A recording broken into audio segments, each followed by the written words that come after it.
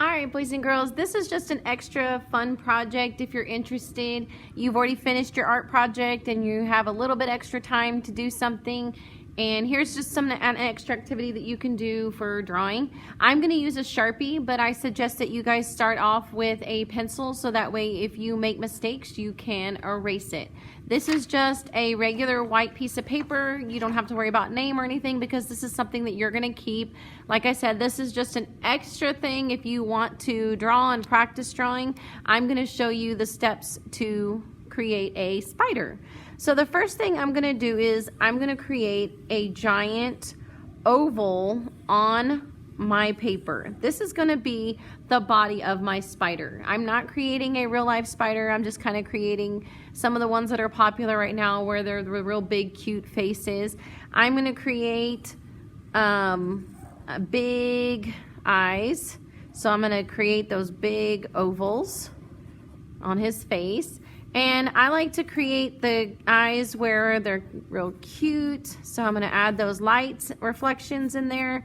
And then I'm going to fill in my eye here with my black Sharpie. Now, I'm not going to go in and fill my spider in with a black Sharpie because if I did that, then you wouldn't be able to see my different lines on my spider. So I'm not going to do that right now. If I fill in my spider with black, I'm going to do that with a black crayon or a black colored pencil so that you can actually see the outlines and the details of my spider.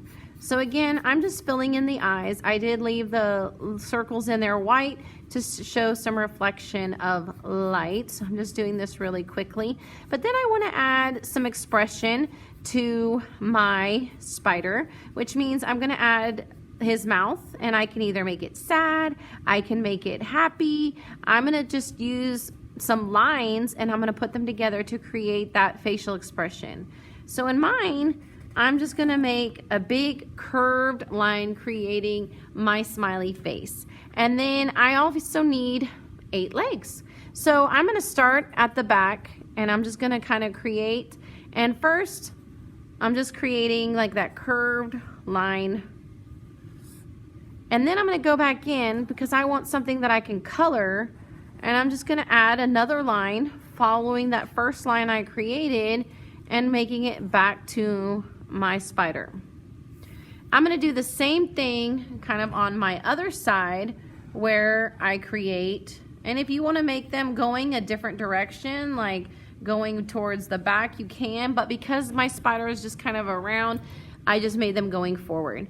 And again, I'm going to come back in here and I'm going to follow in with those lines, creating my legs.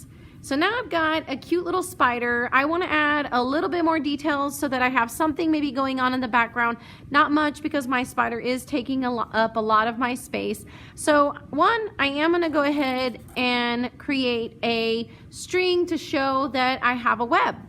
And then another thing I'm going to do is I'm going to create my web kind of like you guys did on your paper towel or your plate.